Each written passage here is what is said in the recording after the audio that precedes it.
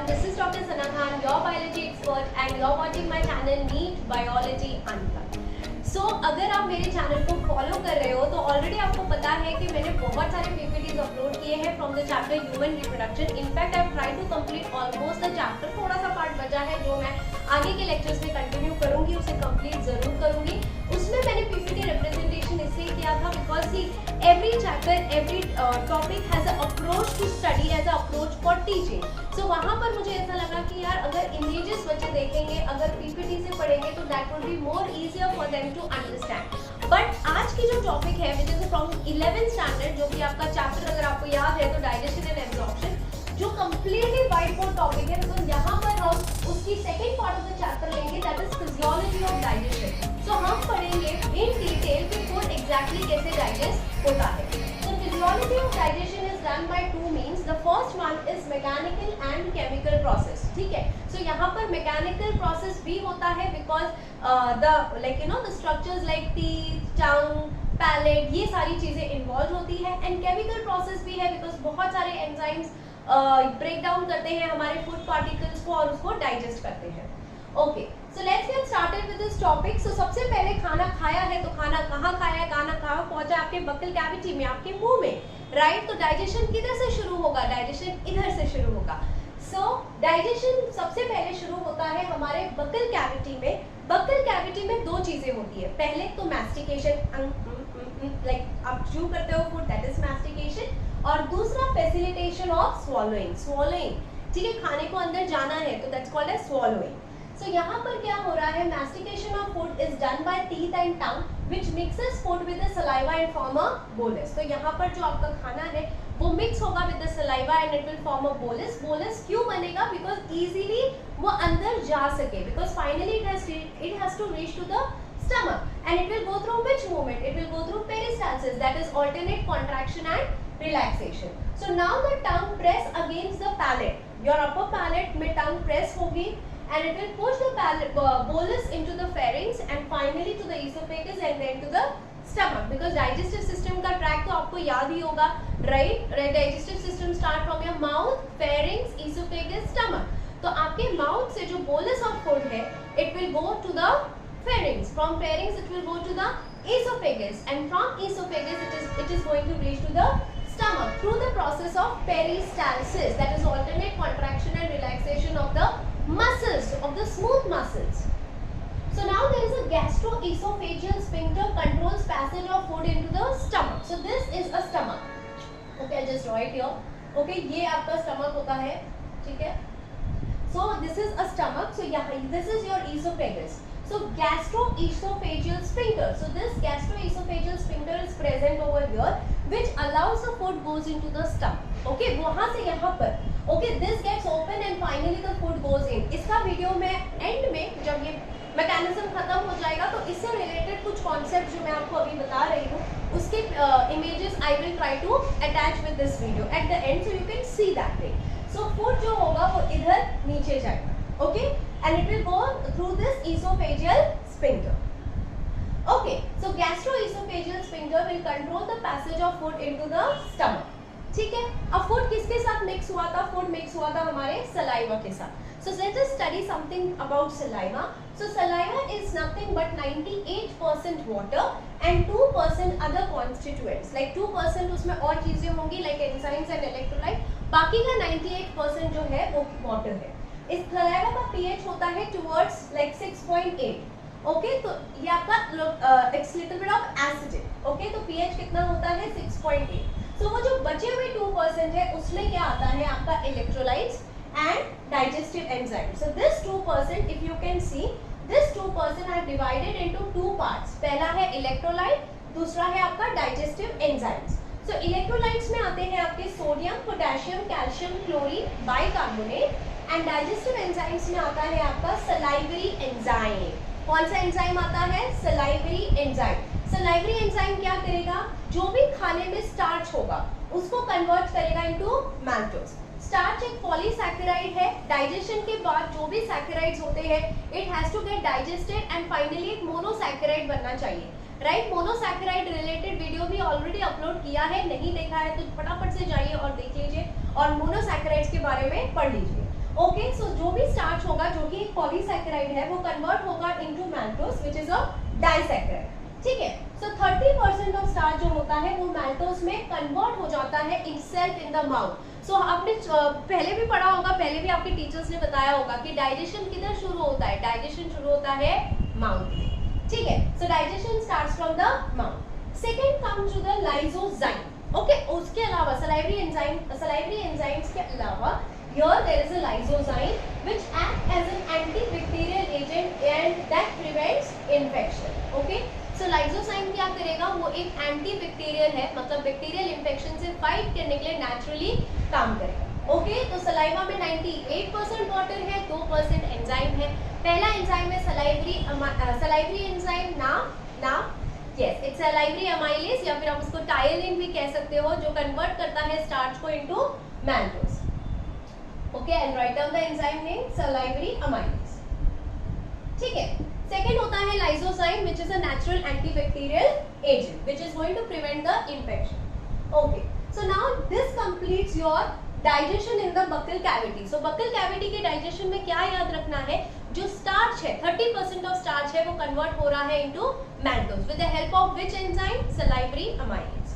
Now coming over here, ठीक है, digestion in stomach. Obviously खाना यहाँ से अब यहीं पहुंचा है, स्टमक पे पहुंच गया, तो देखते हैं यहाँ क्या हो रहा है।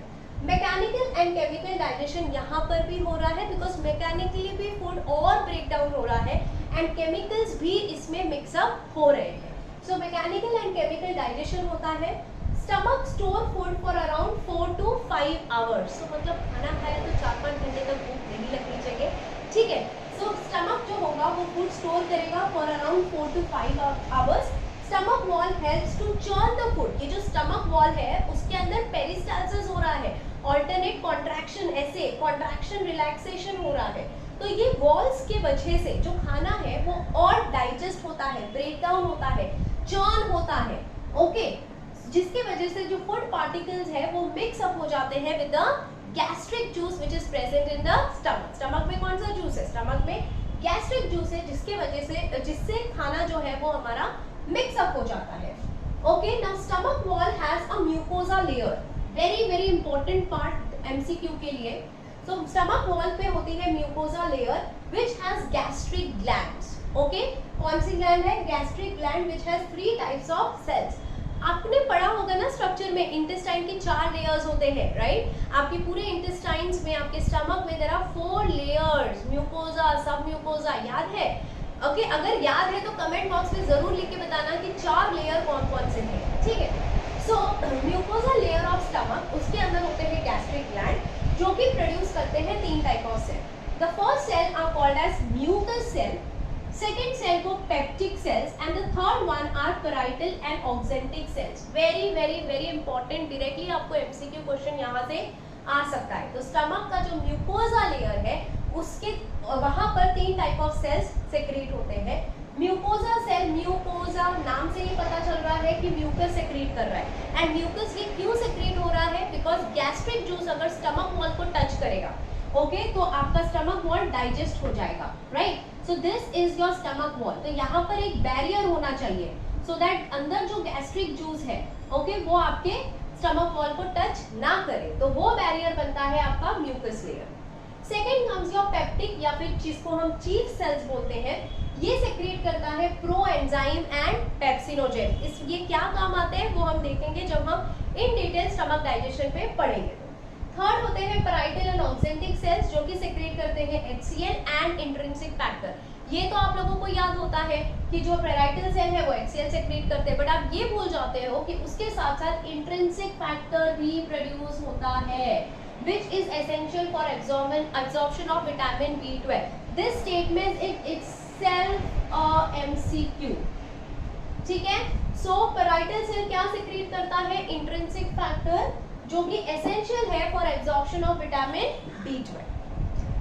Gastric juice contains mucus, pepsinogen, HCl, intrinsic factor. And infants में स्टमक में एक और चीज होती है that is called as rennin for the digestion of milk, because वो ऑब्वियसली मिल्क पीते हैं। वो कैसे डाइजेशन होता है वो भी हम आज ही देखेंगे, ठीक है। So this is about the stomach का इनिशियल पार्ट। अब इसके आगे हम देखेंगे कि खाना, बिकॉज हमने यहाँ पर क्या लिखा है, स्टार्च कन्वर्ट लैक्टोज, उसके आगे क्या, खाने में आपके प्रोटीन्स भी है, फैट्स भी है, तो उनके साथ क्या होता है, लेट अस सी.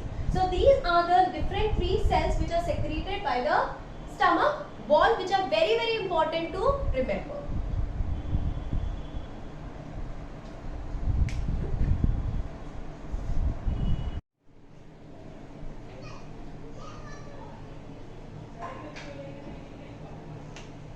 So अब जो HCl बनता है, okay, in the gastric juice which is present, okay, so ये HCl क्या करेगा, ये हमारे फूड को एसिडिक कर देगा, and now it will stop the action of salivary amylase, because जो salivary amylase का function था to convert the starch into maltose, यहाँ पर जाकर stop हो जाएगा. So the pH of HCl would be 1.5 to 2.5, which will be very very acidic, so which is going to kill the germs also present in your food. So वो germs को भी kill कर देगा, right? जैसे ही HCl acidic, because of HCl जो food होगा acidic होगा, और अब जो पेप्सिनोजेन होगा in the presence of HCl it will convert into pepsin. Pepsinogen is already present, जैसे हमने बात करी थी. Pepsinogen is inactive state, तो वो inactive state में होता है, फिर वो कन्वर्ट होता है into pepsin which is an active enzyme. अब ये पेप्सिन क्या करेगा, उसके अलावा भी there is certain amount of extra pepsinogen जो ऑलरेडी प्रेजेंट है, ज्यादा अमाउंट में है, एंड वो क्या करता है, वो एक्स्ट्रा अमाउंट ऑफ पेप्सिनोजेन भी पेप्सिन को एक्टिवेट करता है. तो HCl भी पेप्सिनोजेन को पेप्सिन में कन्वर्ट करता है, और एक्स्ट्रा पेप्सिनोजेन भी आपके जो ये है पेप्सिन को एक्टिवेट करता है. एंड ऐसे रिएक्शंस को हम कहते हैं ऑटो कैटालिटिक एक्टिवेशन, बिकॉज वो खुद एक्टिवेट कर रहा है. ओके, खुद ही जो एक इनएक्टिव फॉर्म में है वो चेंज हो रहा है into active form. Now in presence of proteins, okay, obviously अगर आपके खाने में है proteins, so presence of proteins में ये पेप्सिन का काम बहुत ज़्यादा important है, because पेप्सिन क्या करेगा, जो भी proteins होगा हमारे food में, okay, with the help of HCl, it will get converted into peptones and proteoses. Now what is peptones and proteoses? Peptones and proteoses are the simpler form of the protein. So protein क्या करेगा, pepsin क्या करेगा, proteins को convert करेगा उसके simpler form में, that is peptones and proteoses. Now there is also, as I told you, prorenin, which is an inactive enzyme also present in the stomach. Okay, वो क्या करेगा, it will also get activated into renin by the HCl. ये renin का काम क्या है, this renin का function is specially present in infants, because infants क्या करते हैं, infants consume milk. Okay, so renin क्या करता है, it acts on casein, which is a protein found in the milk. Remember that the milk में जो protein होता है उसका नाम है केसिन, ये याद रखना. ओके, मिल्क के प्रोटीन का नाम क्या है, केसिन है. सो रेनिन क्या करेगा, अब ये केसिन में एक्ट करेगा, and it will bring about curdling of milk. तो मिल्क जो होगा लिक्विड स्टेट से अब वो चेंज हो जाएगा into curdling state, and this will happen with the help of calcium. और ये जो कोएगुलेटेड मिल्क प्रोटीन है फर्दर डाइजेस्ट होगा with the help of pepsin. So let us sum it up over here in the equation. So casein क्या करेगा with the help of renin? Okay, it will convert it into curdling form. Okay, curdling protein में. Okay, तो उसके लिए पहले casein convert करेगा पैराकेसिन में. Then पैराकेसिन calcium के साथ combine होगा, convert होगा into calcium पैराकेसिनेट, which is a protein present in the curdled milk. जो milk curdle हो जाएगा उसमें ये पैराकेसिनेट present होगा. And now this calcium paracaseinate with the help of pepsin will get converted into peptones, which is again the simpler form. Okay, so खाने में जो proteins है वो ultimately convert हो रहा है into peptones and proteoses, which is simpler form. And जो milk में protein है, okay, जो curdled form में आने के बाद change होता है into calcium paracaseinate, वो बदल जाता है again into peptones, which is a simpler form of proteins. So at the end of gastric digestion, तो यहाँ पर gastric का digestion, stomach digestion होता है complete, and food get converted into semi acidic state, या फिर हम उसको कहते हैं partially digested food, and that is called as chyme. Okay, तो स्मॉल ये आपके स्टमक में जब डाइजेशन इनकम्प्लीट है, पूरा कंप्लीट नहीं हुआ है, so incompletely digested food is called as chyme, and chyme from stomach now it will enters into the small intestine. तो ये आपका स्टमक है, यहाँ से आपका आता है डिओडिनम. सो यहाँ पे there is a sphincter which is called as pyloric sphincter. Okay, यहाँ पर था आपका गैस्ट्रोइसोफेजियल स्फिंक्टर, ये है pyloric sphincter. So now the food will, the partly digested food that is chyme will enter into the duodenum for further digestion. फिर duodenum में क्या होगा, that will be same. Okay, so यहाँ पर आपका जो digestion in the buccal cavity and stomach वो complete होता है. इसके आगे का जो part है that is digestion in small intestine and absorption in large 2 ways. Okay, and then I'll soon upload the next part of this lecture, maybe in a day or a two, and you'll be able to study the entire physiology of digestion. So अगर आपको ये video अच्छा लगा हो तो इसे like करो, share करो, and if you have any doubt